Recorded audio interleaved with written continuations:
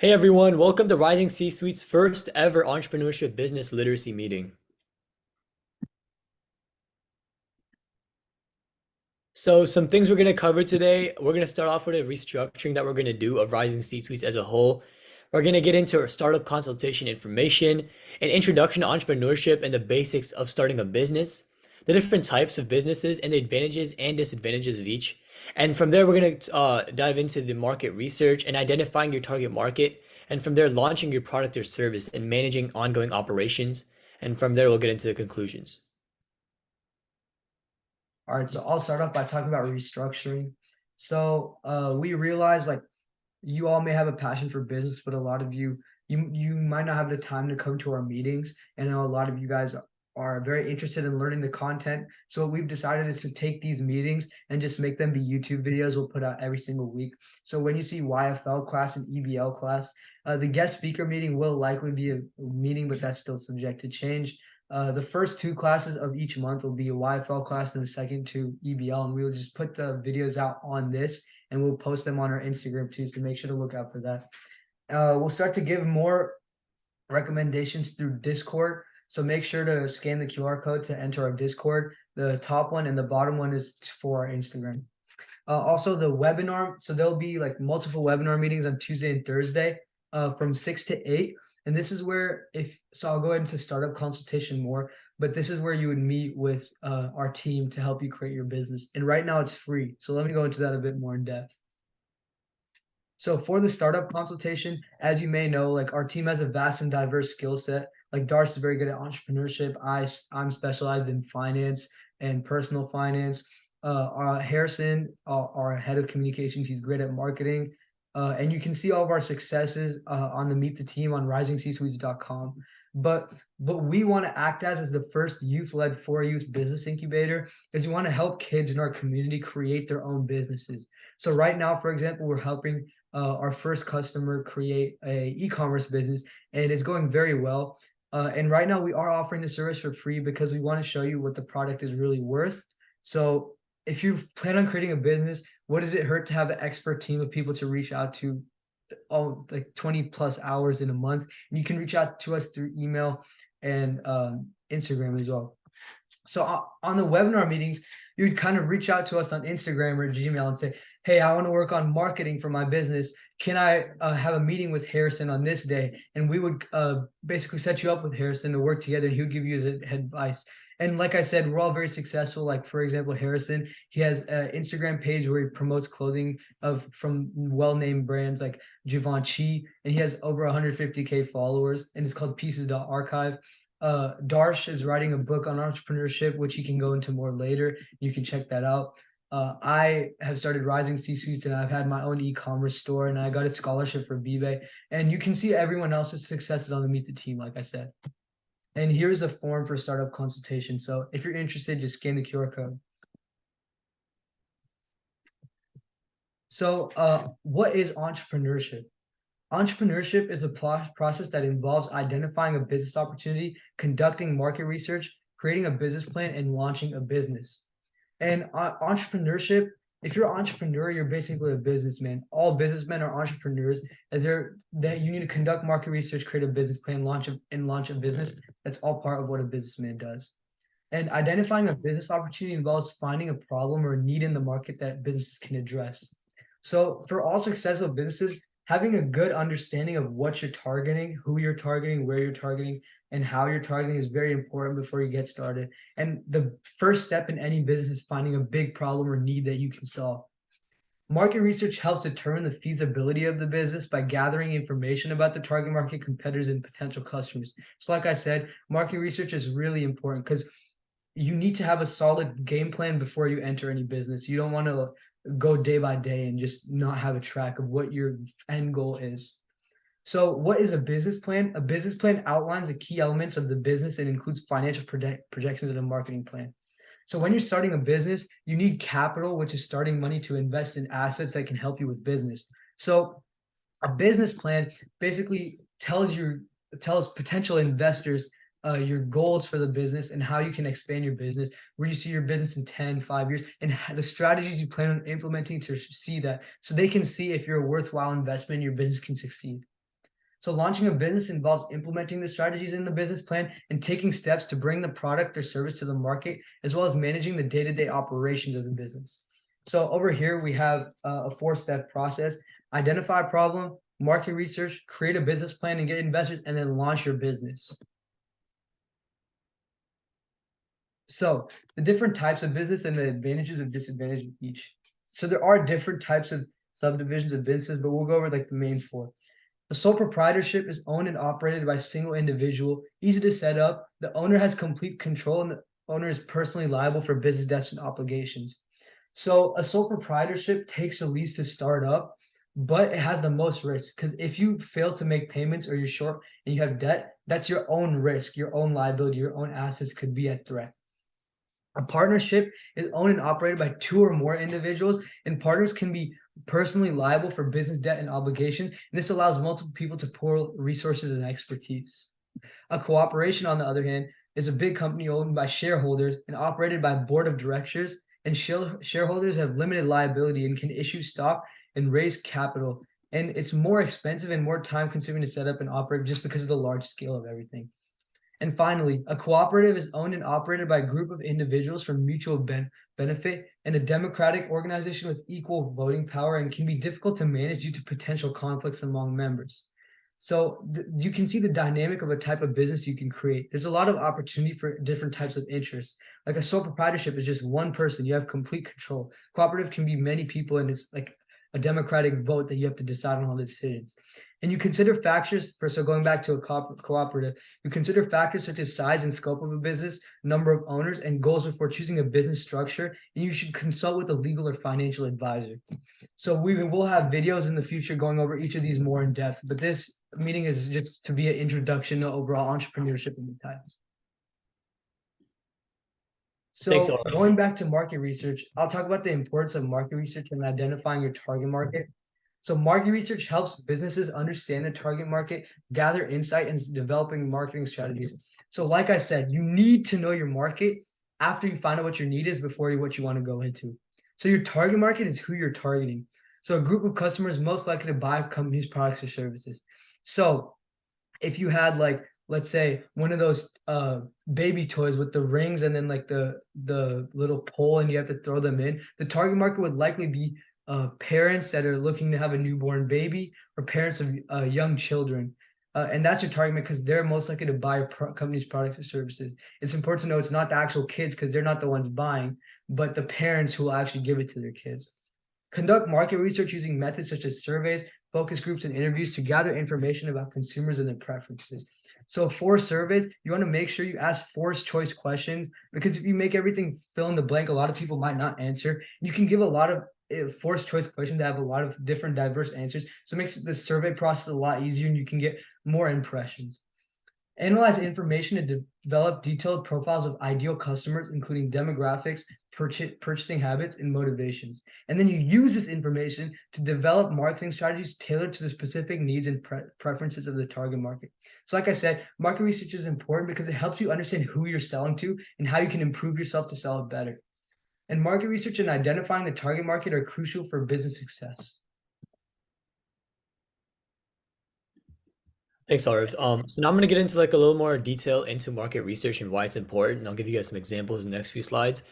It's like a recap of what he just said. Conducting market research, that's really understanding the needs and the preferences of potential customers, because that's going to build that target market for you in the future for you to actually market to, because you want the ideal customer, right? The perfect customer. That's going to be the main person you're marketing to. And so like, let's say you're selling an iPhone, right? You're going to be looking for middle class, high class people who want to buy it. And so that's kind of like the traits you're going to be looking for when you're conducting market research.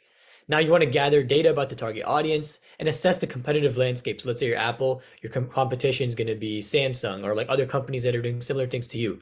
Now you want to analyze the overall market, which kind of ties into like looking for your competitors. And then you have to use market research to inform product or service development and launch strategy.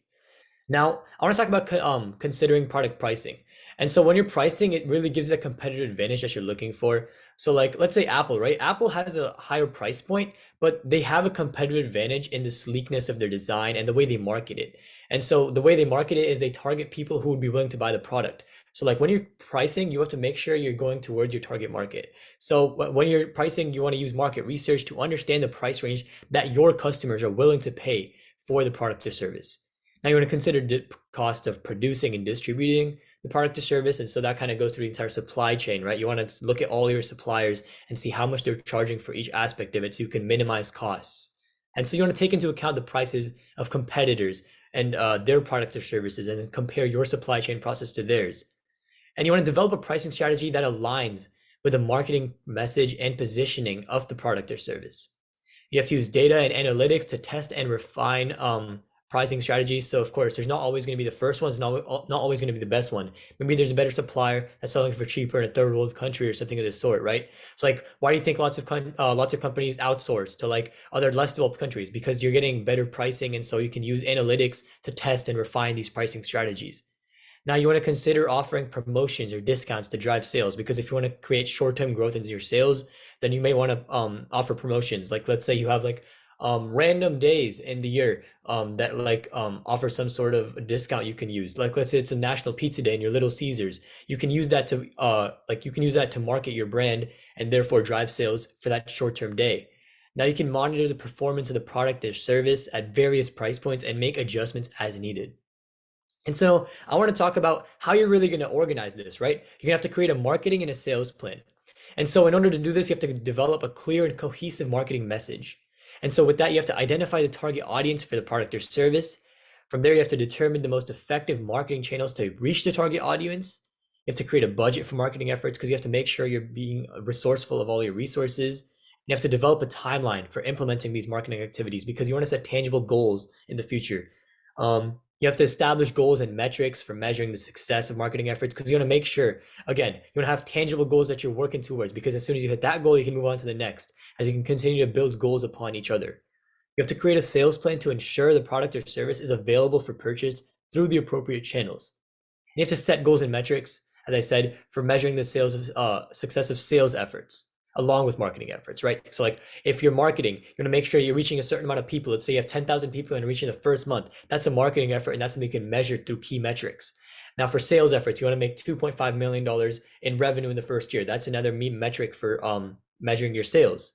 And so you wanna identify any potential challenges or obstacles to achieving marketing and sales goals and develop strategies to overcome them, because you have to be prepared for this in the beginning, because there's always going to be a set of challenges that every company is going to face. And so in order to overcome these challenges and obstacles, you have to build up a plan. That's where the marketing plan really comes in. And so in the next few slides, I'm going to give you guys a few marketing strategies and marketing plans that have been developed by people for already successful businesses.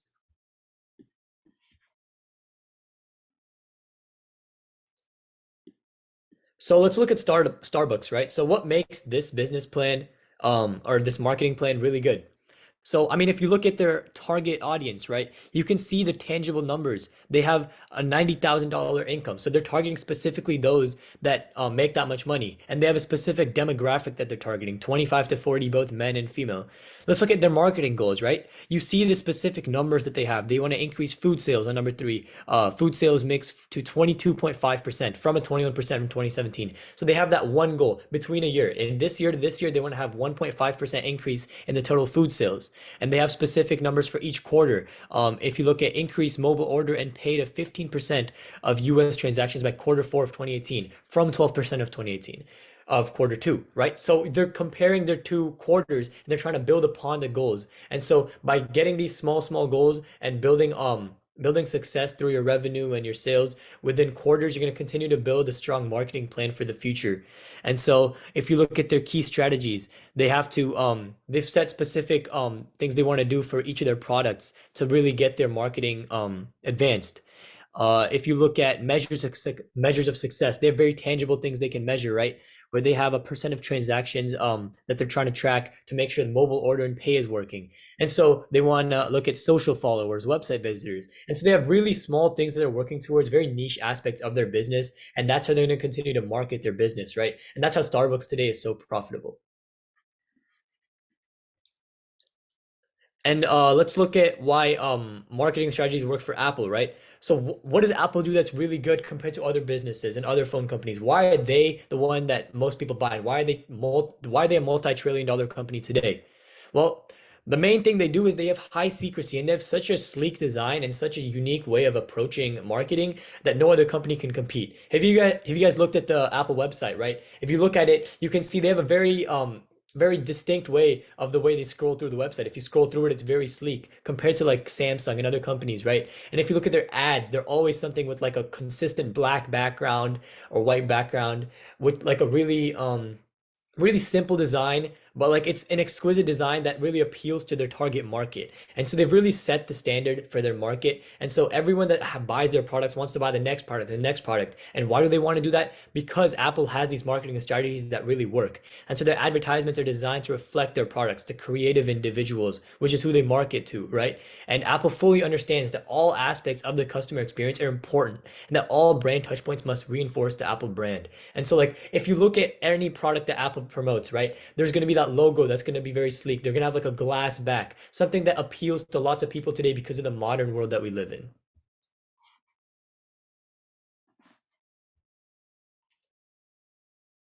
And so when you're launching your product and service, I want to talk about introducing your product and service to the market, right? So when you're first introducing, you want to make the product or service known to potential customers.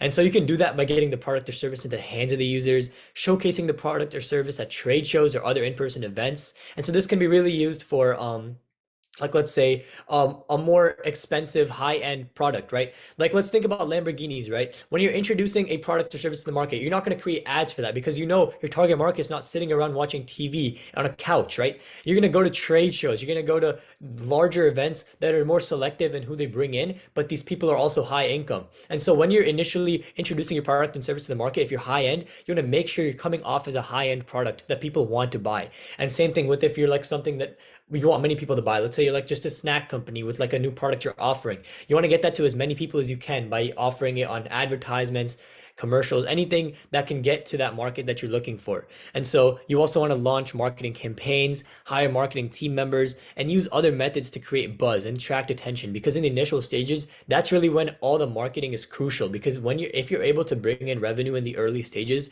then you're set up for success in the future. Now, I want to talk about making the product available for purchase, right? So that's really a long ways away. But once you create an idea, once it gets into the market, you have to make sure it's available for purchase and make sure it's convenient for any customer to buy.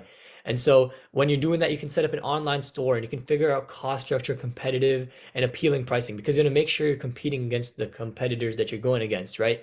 You want to partner with retailers because when you're partnering with retailers, it's your snack store, right? Not many people are going to buy your snacks off of an online business, but if you outsource it to Target, Walmart, places that people already go to, then that's how you're going to really get your product out there because you're partnering with these retailers. And so you want to use other distribution channels and do your research and figure out the best ones, right? Because not all of these retailers, not all of these outsourcers are really the best for you. And so you have to be specific to what product you're selling. And you want to ensure the product or service is accessible to customers because at the end of the day, it's all about the customers. If the customer can't access it, if the distance they have to travel to get the product is too far, even if no matter how good the product is, no matter how good you market it, if it's not something a customer can easily access, then they're not going to buy it just because they cannot conveniently access it.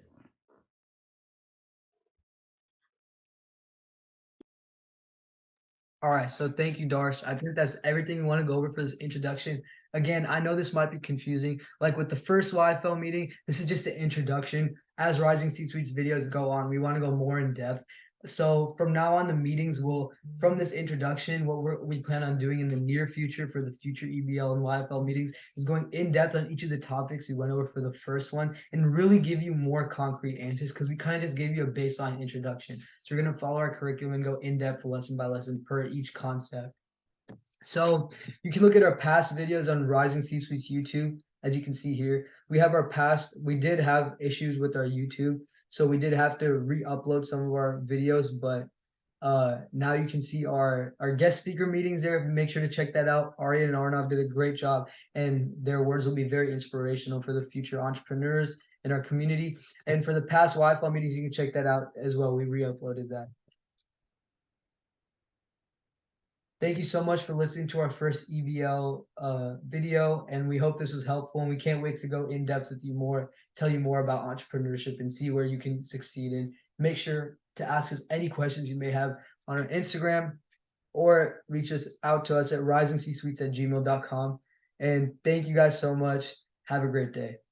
Bye.